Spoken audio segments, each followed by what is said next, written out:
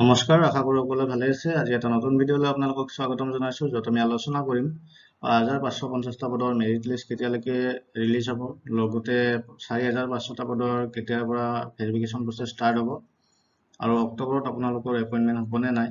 চ' গোটেইখিনি কথা আমি আঁতিগুৰি মাৰি এই ভিডিঅ'টো আলোচনা কৰিম। চ' ভিডিঅ'টো শেষলৈকে চাই থাকিব, স্কিপ নকৰি। বলক ভিডিঅ'টো ষ্টাৰ্ট কৰোঁ। চাওক, এতিয়া কথাটো হৈছে কি, আজি এটা কেছৰ হিয়াৰিং আছে, আৰু কি কেছ সেই বিষয়ে মই ক'বলৈ নতুনকৈ নাযাওঁ, আপোনালোকে সকলোৱে জানে অলৰেডি। চ' সেই কেছটোৰ ওপৰত বহুখিনি ডিপেণ্ড কৰিছে যে ৫৫৫০টা পদৰ মেৰিট লিষ্ট, লগতে ৪৫০০টা পদৰ ভেৰিফিকেশ্যন প্ৰচেছ কেতিয়াৰ পৰা ষ্টাৰ্ট হ'ব। এই বৰ্তমানৰ যিটো কেছ আজি হিয়াৰিং চলিব, চ' সেইটোৰ ওপৰত বহুখিনি ডিপেণ্ড কৰিব। চ' কথাটো হ'ল এনেকুৱা যে চাওক, আপোনালোকৰ ৫৫৫০টা পদৰ গোটেইখিনি প্ৰচেছ এতিয়ালৈকে শেষ হৈ গৈছে, একো বাকী নাই। খালি মেৰিট লিষ্টটো ওলাব বাকী আছে, আৰু মেৰিট লিষ্ট এতিয়ালৈকে চাগে ওলাই গ'ল হয় যদি এই কেছটো চলি নাথাকিলে হয়। যিহেতু এই কেছটোৰ হিয়াৰিং আজি আছে, চ' আজি যদি ভালে ভালে গোটেইখিনি ফাইনেল হিয়াৰিং এটা আহি যায়, চ' ইয়াৰ পিছত আপোনালোকে ২-১ দিনৰ ভিতৰতে হয়তো প্ৰথম প্ৰভিজনেল মেৰিট লিষ্ট দেখিবলৈ পাব ৫৫৫০টা পদৰ, আৰু তাৰে পিছতে ঠিক তেনেকৈ ৩খনমান প্ৰভিজনেল মেৰিট লিষ্ট ওলাই ধৰক আগষ্টৰ মাজমানলৈকে আপোনালোকে ফাইনেল মেৰিট লিষ্ট পোৱাৰ যথেষ্ট সম্ভাৱনা আছে। আৰু ঠিক তেনেকৈ আগৰ যিটো এডভাৰটাইজমেণ্ট ৫৫৫০টা পদৰ, চ' সেইটোৰ গোটেইখিনি প্ৰচেছ মেৰিট লিষ্ট শেষ হোৱাৰ লগে লগে ৪৫০০টা পদৰ প্ৰচেছ ষ্টাৰ্ট হোৱাৰ যথেষ্টখিনি সম্ভাৱনা আছে। কাৰণ আমাক আগতেও কৈছে অলৰেডি, আমাৰ EM ছাৰেও কৈছে, পুৰঞ্জনা সেনাপতি বাইদেৱে কৈছে যে আগৰ প্ৰচেছটো শেষ হোৱাৰ লগে লগে নতুনকৈ প্ৰচেছ ষ্টাৰ্ট হ'ব, নতুন এডভাৰটাইজমেণ্টটো। চ' আগৰ মেৰিট লিষ্টখিনি কমপ্লিট হোৱাৰ লগে লগে ৪৫০০টা পদৰ প্ৰচেছ ষ্টাৰ্ট হ'ব বুলি আপোনালোকে ধৰি ল'ব পাৰে।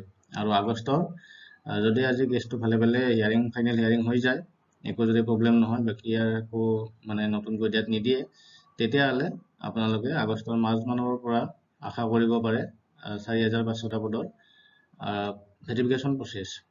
আৰু লগতে অক্টোবৰত এপইণ্টমেণ্ট দিবনে নাই, বহুখিনি কেণ্ডিডেটৰ এইটো এটা টেনশ্যন হৈ আছে, কাৰণ অক্টোবৰত নিদিলে আকৌ দেৰি হৈ যাব। যিহেতু অলৰেডি বহুখিনি ৱেইট কৰিলে ল'ৰা ছোৱালীখিনিয়ে, চ' আৰু যদি ৰখিব লগা হয় তেনেকৈ অলপমান প্ৰব্লেম হয়।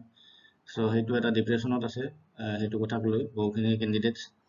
চ' যদি আজি ধৰক হিয়াৰিংটো ভালে ভালে হৈ যায়, তাৰপিছত 15 দিনমানৰ ভিতৰত যদি মেৰিট লিষ্টৰ কামখিনি শেষ হৈ যায়, আৰু তাৰে পিছত যদি ৪৫০০টা পদৰ কামখিনি আৰম্ভ হয়, সেইটো হ'বই। আগৰখিনি শেষ হোৱাৰ লগে লগে নতুনকৈ ষ্টাৰ্ট হ'ব, আৰু হ'লে আপোনালোকে কোনো টেনশ্যন লোৱাৰ দৰকাৰ নাই। অক্টোবৰত এপইণ্টমেণ্ট পোৱাৰ 99% চান্স থাকিব, কাৰণ ভেৰিফিকেশ্যন ষ্টাৰ্ট কৰি আপোনালোকক অক্টোবৰত এপইণ্টমেণ্ট নিদিয়াকৈ নাথাকে। কাৰণ অলৰেডি আপোনালোকৰ হিচাপ কৰি চাব, ডেৰ মাহতকৈ যথেষ্ট বেছি সময় থাকিব DWৰ হাতত। চ' আপোনালোকক নিদিয়াকৈ নাথাকে, ৪৫০০টো সোমাই যাব অক্টোবৰৰ এপইণ্টমেণ্ট দিয়া কেণ্ডিডেটছখিনিৰ ভিতৰত।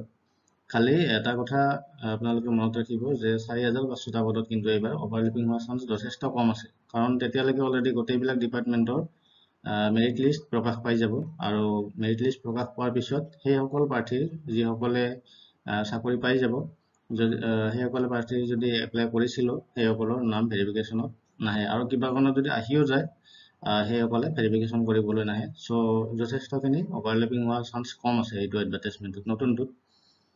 চ' আপোনালোকে ৱেইট কৰক আজি কেছটো কি হয়, আৰু লগতে কিবা ডাউট থাকিলে কমেণ্ট ছেকশ্যনত জনাব। আজি ভিডিঅ'টো এইখিনি আছিল। নতুন কিবা ইনফৰমেশ্যন পালে, নটিচ পালে মই আপোনালোকৰ আগত ভিডিঅ' সহকাৰে জনাম কথাখিনি। চ' আজিলৈ আহিছোঁ ইমানে। Thank U.